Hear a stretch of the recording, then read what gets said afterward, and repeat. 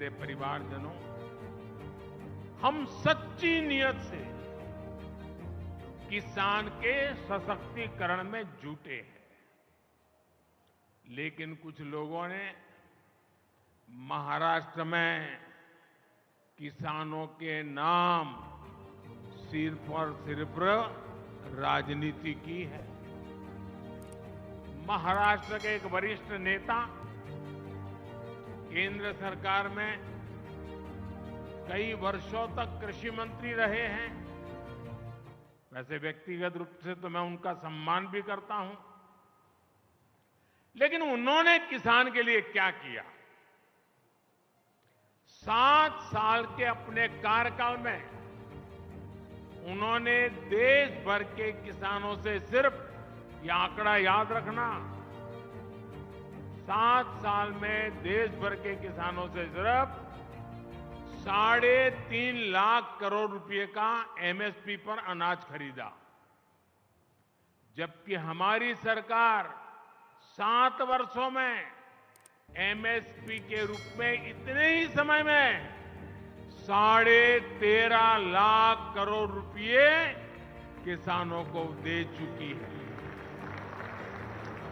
2014 से पहले दलहन और तिलहन ये किसानों को सिर्फ 500-600 करोड़ रुपए की खरीद एमएसपी पर होती थी, 500-600 करोड़, जबकि हमारी सरकार 1,15,000 करोड़ रुपए से ज्यादा दलहन और तिलहन किसानों के बैंक खातों में दे चुकी है।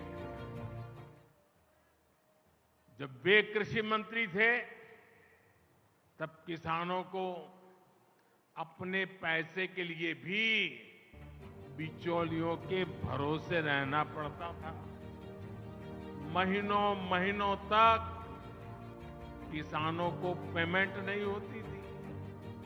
हमारी सरकार ने एमएसपी का पैसा डायरेक्ट किसान के बैंक खाते में भेजने का प्रबंध किया है।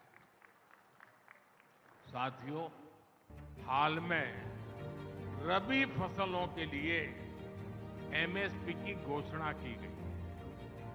चने के एमएसपी में 105 रुपये, गेहूं और कुसुम के एमएसपी में 150 रुपये की बढ़ोतरी की गई है।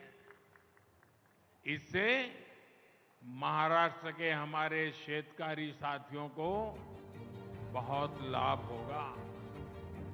गन्ना किसानों के हितों का भी हम पूरा ध्यान रख रहे हैं। गन्ने का मूल्य 315 रुपये प्रति क्विंटल किया जा चुका है। बीते 9 साल में करीब 70,000 करोड़ रुपए का इथेनॉल खरीदा गया है। ये पैसा भी गन्ना किसानों तक पहुंचा है। गन्ना किसानों को समय पर भुगतान हो, इसके लिए चीनी मिलों, सहकारी समितियों के लिए हजारों करोड़ रुपए की मदद दी गई है। मेरे परिवारजनों, हमारी सरकार सहकारिता आंदोलन को सशक्त करने का काम भी कर रही है। देश भर में 2 लाख से अधिक सहकारी समितियां बनाई जा रही हैं।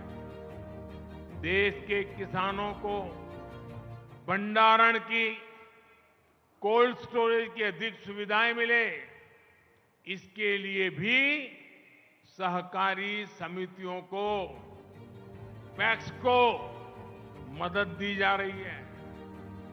छोटे किसानों को एफपीओस यानी किसान उत्पादक संघों के माध्यम से संगठित किया जा रहा है। सरकार के प्रयास से अभी तक देश भर में 7,500 से अधिक एफपीओ भी